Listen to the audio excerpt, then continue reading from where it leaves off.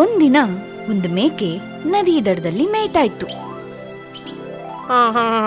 ಆ ತೀರದ ಹುಲ್ಲು ಇನ್ನೂ ಹಸಿರಾಗಿದೆ, ಅದರ ರುಚಿ ನೋಡಬೇಕು. ನದಿ ದಾಟೋದು ಹೇಗೆ ಅಂತ ಯೋಚಿಸ್ತಿದ್ದಾಗ ಒಂದು ಮರದ ದಿಮ್ಮಿನ ನೋಡ್ತು. ಇದರ ಮೇಲಿಂದ ನದಿ ದಾಟ್ತೀನಿ. ಅದು ದಿಮ್ಮಿ ಮೇಲೆ ಹತ್ತಿದ್ದಂಗೆ ಮತ್ತೊಂದು ತುದಿಯಿಂದ ಇನ್ನೊಂದ್ ಮೇಕೆ ಬರುತ್ತಿರೋದು ನೋಡ್ತು. ನಾನು ಮೊದಲು ಹೋಗ್ತೀನಿ ಅಂತ ಆ ಮೇಕೆ ಹೇಳ್ತು. ಏಕೆ ನಾನು ಮೊದಲು ಹೋಗ್ತೀನಿ? ಇಲ್ಲ ಇಲ್ಲ, ದಿಮ್ಮಿ ಮೇಲೆ ನಾನೇ ಮೊದಲು ಹತ್ತಿದ್ದು, ನಾನೇ ಮೊದಲು ಅಂತ ಇನ್ನೊಂದ್ ಮೇಕೆ ಹೇಳ್ತು.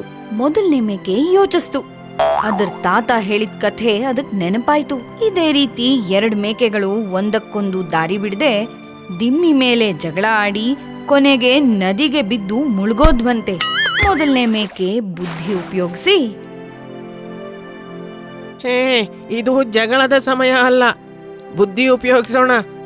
ನಾನು ಬಗ್ಗಿ ಕೂರ್ತೀನಿ, ನೀನು ನನ್ನ ಮೇಲಿಂದ ಜಿಗಿದು ಇನ್ನೊಂದು ತೀರಕ್ಕೆ ಹೋಗು ಅಂತ ಹೇಳಿ ಮೊದಲನೇ ಮೇಕೆ ಬಗ್ಗಿ ಕೂತ್ಕೊಂತು. 2ನೇ ಮೇಕೆ ಜಿಗಿದು ಇನ್ನೊಂದು ಬದಿಗೆ ಹೋಯ್ತು.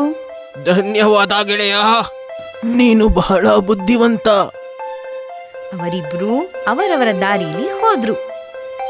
ಯೋಚಿಸಿ ಕೆಲಸ ಮಾಡಬೇಕು.